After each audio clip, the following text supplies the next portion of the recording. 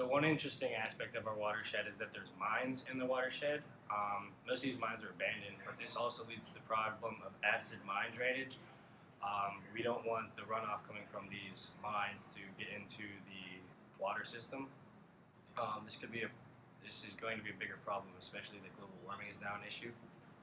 Something interesting about our watershed is that there are so many different types of soil and imperviousness throughout the entire thing. So the hydrograph modeling was a little bit difficult at times because we had to deal with a lot of urbanization, a lot of forested areas, and it was more kind of like three watersheds in one when you look at the soil and land cover types. So that was kind of interesting to see how we could analyze that.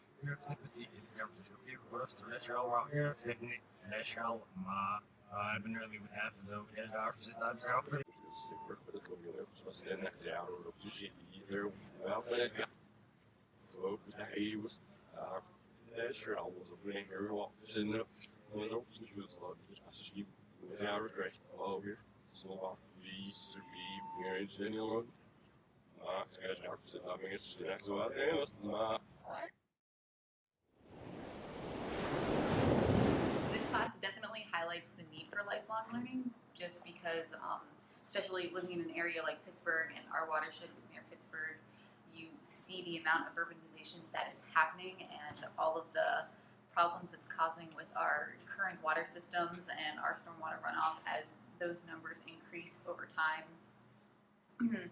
Those numbers just increase and increase as more people move into the area and more things go in, and as new methods are created to mitigate the amount of flow water that is happening in order to help it all run off and cause less damage, we need to be aware of those changes as they're being made. We need to be part of the solution for creating new ways to mitigate that, and that's why lifelong learning is I'm kind of interested in environmental and microbiology.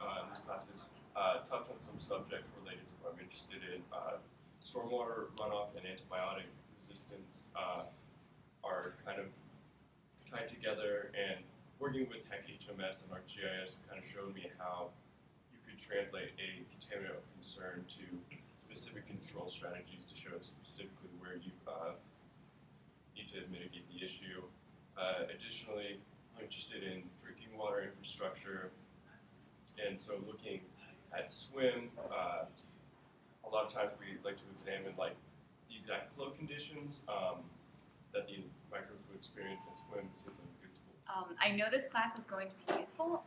I'm working for a company that I interned with over the summer, and one of the primary things that I did was lots of calculations for flow and detailing in the design of detention ponds in the area of Philly. They are trying to transition to green stormwater management, and to do that they are creating a whole bunch of detention ponds around their parks.